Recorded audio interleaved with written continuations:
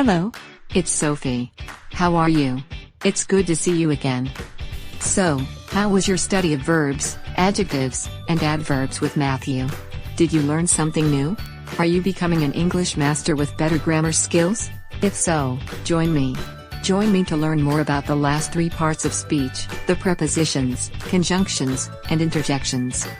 I will be with you throughout the entire video. Are you ready? Let's start. Let's learn English.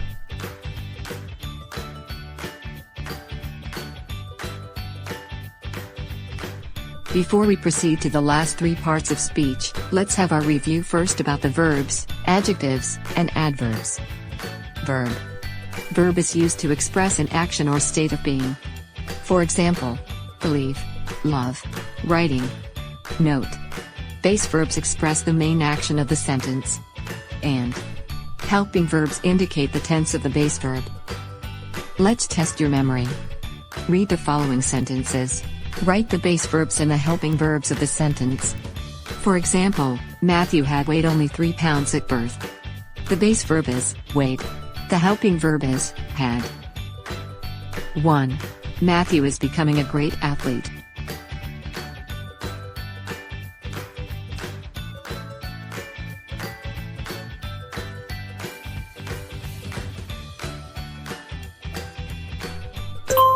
Matthew is becoming a great athlete.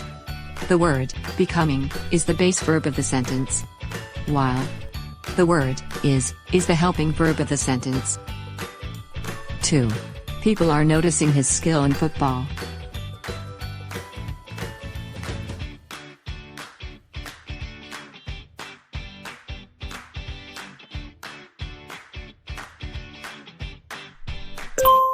People are noticing his skill in football. The base verb is the word, noticing. The helping verb is the word, are. 3. Matthew will surprise everyone.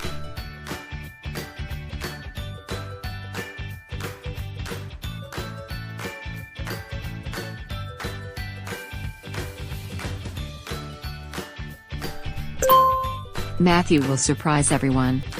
The base verb is the word, surprise. The helping verb is the word, will. 4. The sweat is flying off Matthew's face.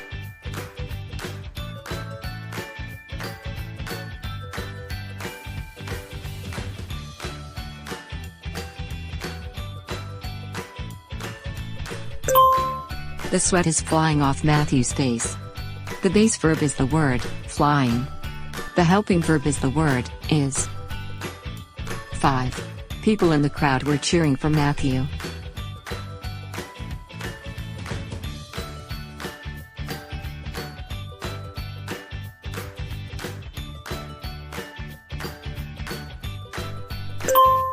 People in the crowd were cheering for Matthew. The base verb is the word, cheering. The helping verb is the word, were. Adjective. Adjective is used to modify a noun or pronoun. For example, thoughtful, noisy, beautiful. Let's test your memory. In each sentence that follows, underline the adjective. For example, Matthew was wearing a blue shirt. The adjective in this sentence is the word, blue, which modifies the noun, shirt. 1. I met a very handsome man.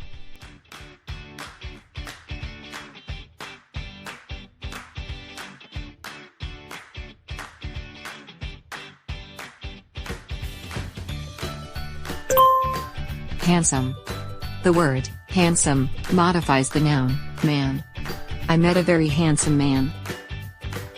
2. The rich man is known for his kindness.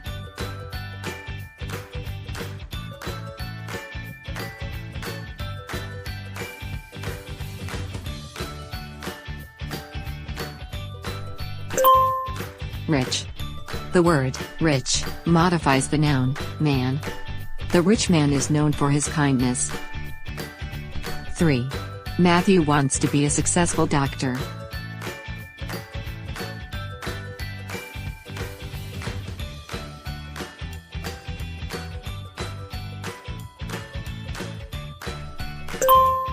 Successful. The word, Successful modifies the noun, doctor. Matthew wants to be a successful doctor. 4. The anxious father waited for a call from his daughter.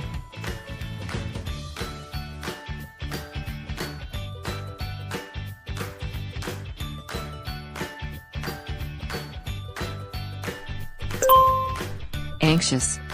The word anxious modifies the noun, father. The anxious father waited for a call from his daughter.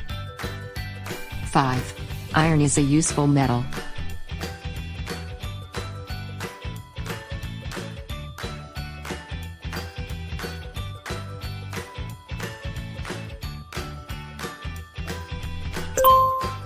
Useful. The word useful modifies the noun, metal. Iron is a useful metal. Adverb. Adverb is used to modify a verb, adjective, or other adverb. For example, hardly, boldly, very, and never. Let's test your memory. Underline the adverbs in the following sentences. For example, Matthew plays the piano beautifully. The adverb of the sentence is beautifully. It describes the verb plays. 1. Matthew looked longingly into Sophie's lovely brown eyes.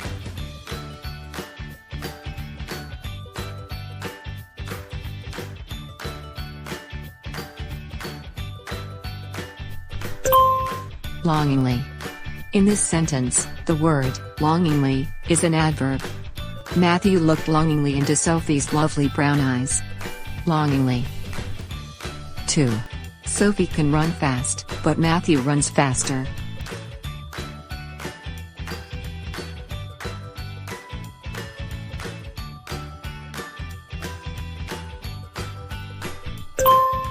Faster. In this sentence, the word faster is an adverb. The word faster is the comparative form of fast. The comparative form is used to compare two actions with one another. Sophie can run fast, but Matthew runs faster. Faster. 3. I used to live near the school, but my new unit is even nearer.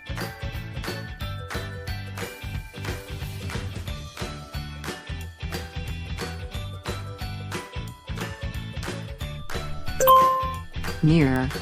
In this sentence, the word nearer is an adverb. The word nearer is the comparative form of near. I used to live near the school, but my new unit is even nearer. Nearer. 4. Matthew sings beautifully, but Sophie sings more beautifully.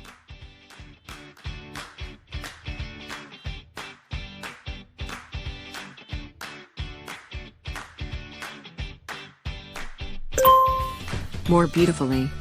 In this sentence, the phrase more beautifully is an adverb. The phrase more beautifully is the comparative form of beautifully. Matthew sings beautifully, but Sophie sings more beautifully. More beautifully. 5. He likes to drive fast.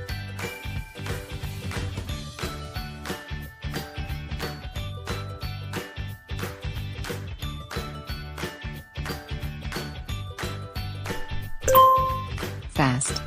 In this sentence, the word fast is an adverb. It describes how he drives. He likes to drive fast. Fast.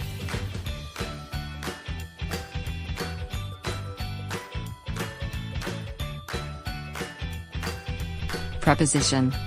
Function. Prepositions is used to express the relationship, often in time and space, between two words in a sentence.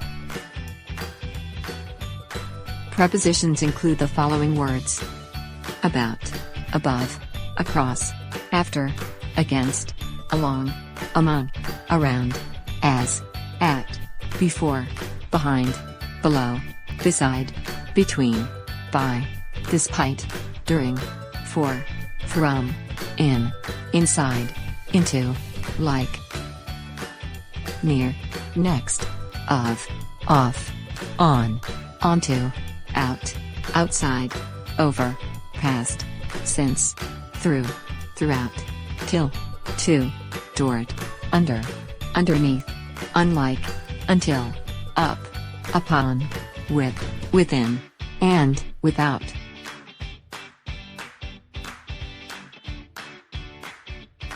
Form. Prepositions always come in prepositional phrases beginning with a preposition and ending with a noun or pronoun. Prepositional phrases usually modify the first word, which is a noun or verb, in the relationship. For example, please put the book on the table.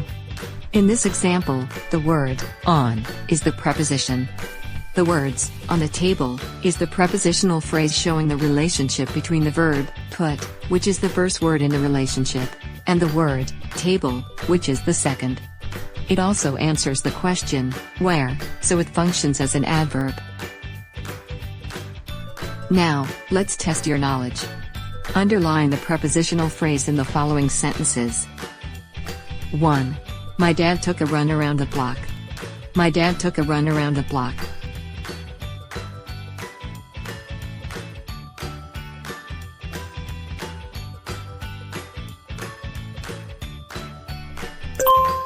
Around the block. My dad took a run around the block. Around the block. 2. The boy looked behind the door for his brother who was hiding. The boy looked behind the door for his brother who was hiding.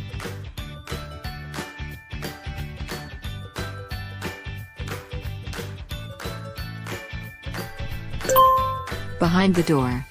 The boy looked behind the door for his brother who was hiding. Behind the door. 3. The girl tried to finish her workout at any cost. The girl tried to finish her workout at any cost.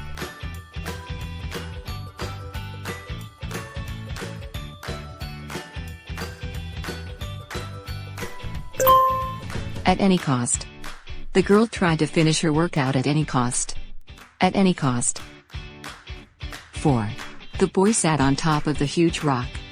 The boy sat on top of the huge rock.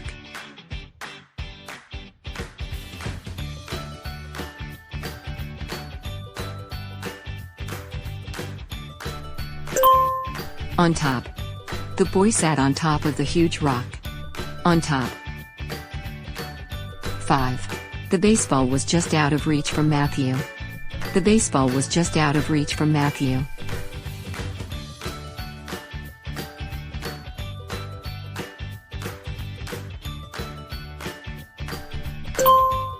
Out of reach. The baseball was just out of reach from Matthew. Out of reach.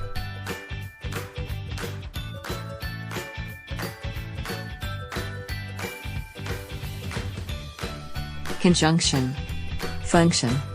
Conjunctions join two or more parts of sentences, like words, phrases, or clauses, and express the relationship between those parts. Form.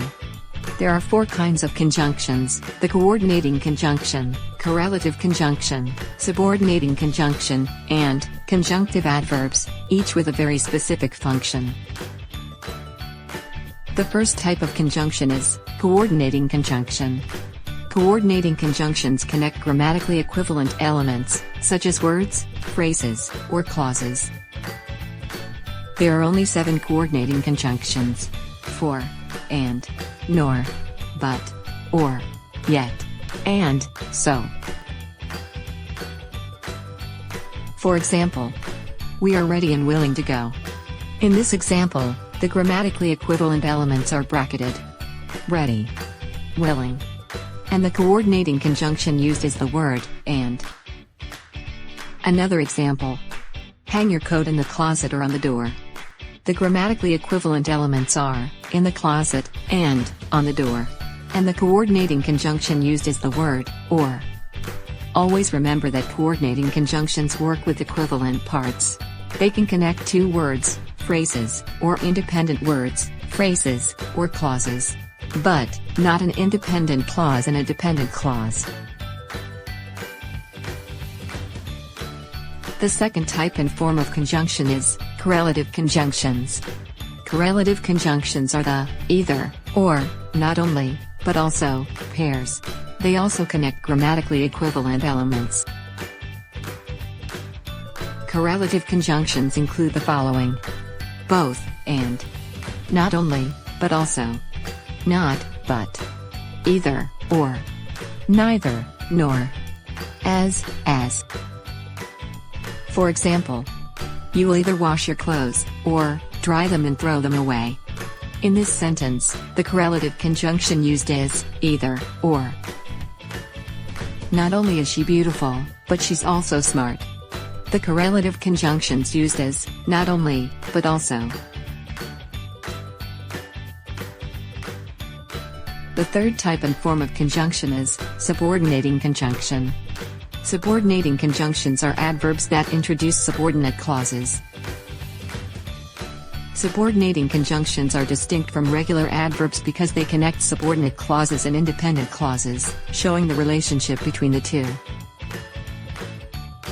For example, we'll go outside when it stops raining.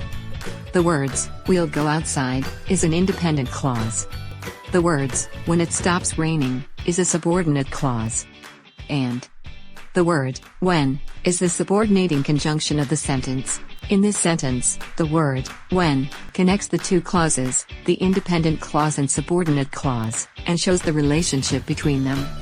Remember that every action will take place after the other. Subordinating conjunctions include the following: after, although, as if, because, before, even if, even though, how, if only, in order that, now that, once, rather than, since, so that, than, that, though, unless, until, when, whenever, where, wherever, whether, and while. In the following examples, the subordinating conjunctions are highlighted and the subordinate clauses are bracketed. Notice that the subordinate clauses cannot stand alone because they do not express a complete thought. After lunch, we can return to school, where we'll try to finish our homework. After we've submitted our homework, we'll go out to celebrate. Notice that in the first example, the word, after, is simply a preposition, and not a subordinating conjunction. The words, after lunch, is a prepositional phrase, and not a subordinate clause. In the second example, however, the word, after, does introduce a subordinate clause, so it functions as a subordinating conjunction. The fourth type and form of conjunction is conjunctive adverb. Conjunctive adverbs is used to introduce independent clauses. Conjunctive adverbs are distinct from regular adverbs because they connect clauses and show the relationship between them. For example, I mixed the colors over and over, finally, I got the exact shade I was looking for. In this example, the word, finally, introduces the second independent clause and shows its relationship to the first independent clause. The most common conjunctive adverbs are the following: as a result, consequently, finally, furthermore, however, moreover, nevertheless, similarly, therefore, and thus. For example, you cheated, therefore, you are disqualified from the race. In this example, the word, therefore, introduces an independent clause and shows its relationship to the previous one. Notice how this is different from a subordinating conjunction introducing a subordinate clause. Because you cheated, you are disqualified from the race. In this example, the independent clause, therefore, you are disqualified from the race, can stand alone. But, the dependent or subordinate clause, because you cheated, cannot stand alone. You'll need to know these four kinds of clauses because they have specific functions. You can't use a conjunctive adverb when you need a coordinating conjunction. Still, the bottom line is, these words connect and show the relationship between words, phrases, or clauses. Now, it's time to test your knowledge. Underline the conjunction in the following sentences. Underline each and write which type of conjunction it is: coordinating, correlative, subordinating, or conjunctive adverb. 1. The game is tied, so it will go into overtime. The game is tied, so it will go into overtime.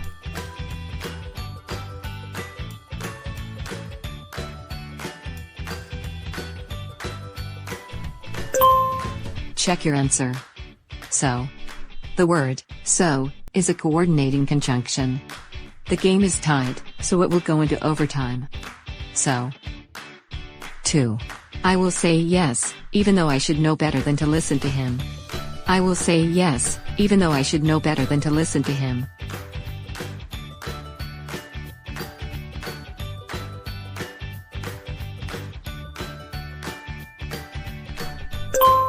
Check your answer. Even though. Even though is a subordinating conjunction introducing a subordinate clause. I will say yes, even though I should know better than to listen to him. Even though. 3. I want to believe you, but I can't. I want to believe you, but I can't.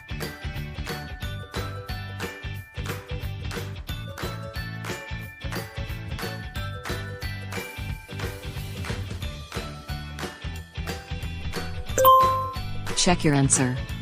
But is a coordinating conjunction connecting two independent clauses. I want to believe you, but I can't. But. 4. Children are neither as immature nor as innocent as we like to think. Children are neither as immature nor as innocent as we like to think.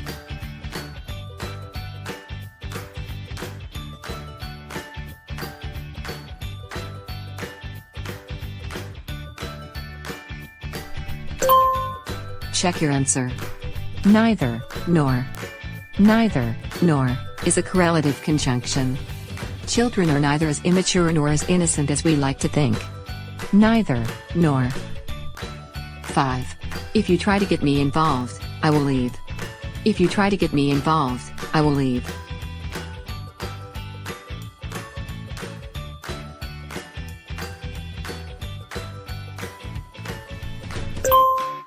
Check your answer. If is a subordinating conjunction introducing a subordinate clause. If you try to get me involved, I will leave. If. Hey. For the last parts of speech, the interjection, see you on the next video of English Crash Course of One Step English together with Matthew. On the next video, Matthew will discuss the interjection and summarize the whole parts of speech. Matthew will also give you a chapter quiz about the 7 parts of speech. See you on the next video.